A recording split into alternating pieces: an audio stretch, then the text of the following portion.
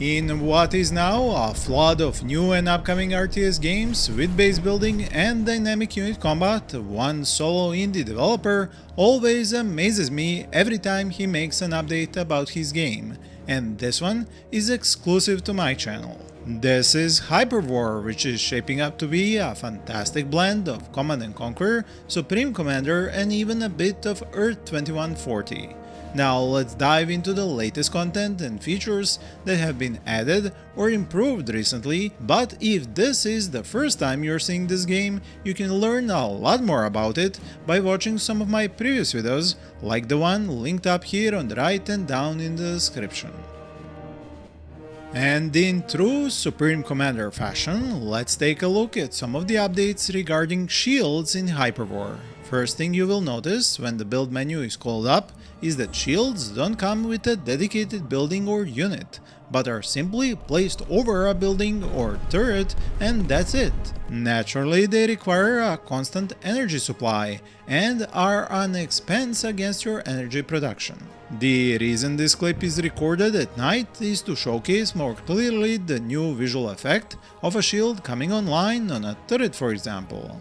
Another addition is a similar effect which is produced when a shield comes under fire.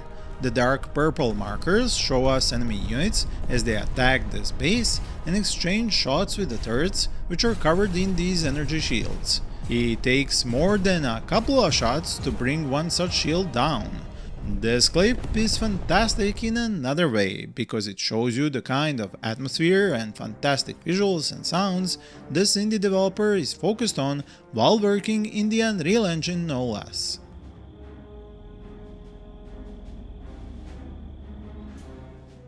The nighttime in this game is properly dark, with only lights fixed to units or buildings making the map light up. No fake ambient lighting to just shade the sun as it is done in many similar games. All of this light does cost your base a lot of energy, which can be saved on by turning off the lights and even turning off all the shields across the base by a simple toggle in the menu. One feature that is completely unique to Hyperwar and which I talked a lot about in my previous update on the game, linked up here and in the description below, is the massive artillery-like emplacement called the pod gun. So besides its ammo, repair and mine pods, which it shoots across the battlefield to rearm and repair units or mine the map, it has pods with an auto-recycling function.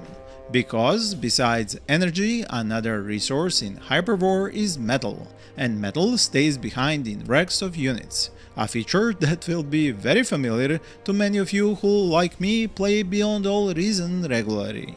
So now, by toggling on the Recycle Pods option in the pod gun's auto mode settings and turning the auto mode on, your pod gun will seek out past battlefields with lots of wrecks, marking those with highest potential for recycling, and start to fire out recycle pods which will get you that sweet metal. This is just one of several novel and interesting ideas this indie developer has created for Hyperwar, which is his very first game ever. I know it is hard to believe, but he simply must be naturally gifted for game development.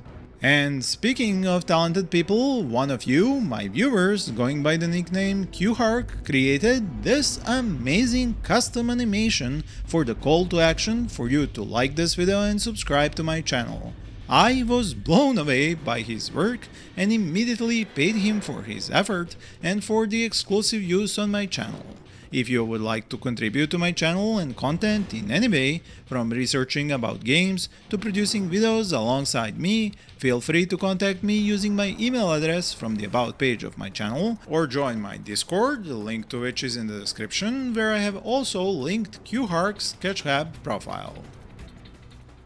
Now, besides the options to change colors and camouflage design on just about everything from the environments to your buildings and units, a landscape clearing tool, and a radar which is dependent on your energy supply and directly impacts not just your camera view but also your unit command range, Hyperwar has a wide array of options to control your unit's informations. This clip showcases how units can even automatically reform from one formation to another as they travel through a waypoint chain.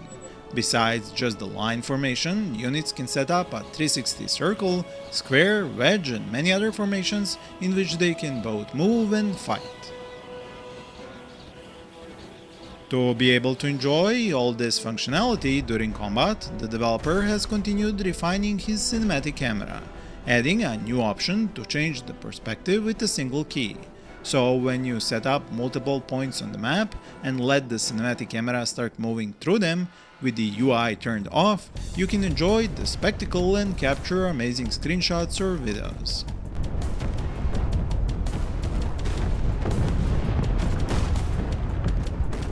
When it comes to base building, a brand new feature that is now part of the game is snap points. What these let you do is to more easily and tightly pack buildings next to each other, which is especially useful for setting up turrets quickly or adding lamps to your base to add more light sources for those dark nights I have already shown. A huge addition to the gameplay of Hyperwar is the research tree facilitated by the research lab. Since Hyperwar will feature many different buildings, units and turrets, its developer wanted to make sure to include a way to unlock these step by step, to both add some meaningful progression and not to overwhelm players at the start of any match. The research overview window gives you a way to check out all the buildings, turrets, vehicles, including air units, structures, technologies and upgrades at a glance, along with the requirements as you hover your mouse over any of them.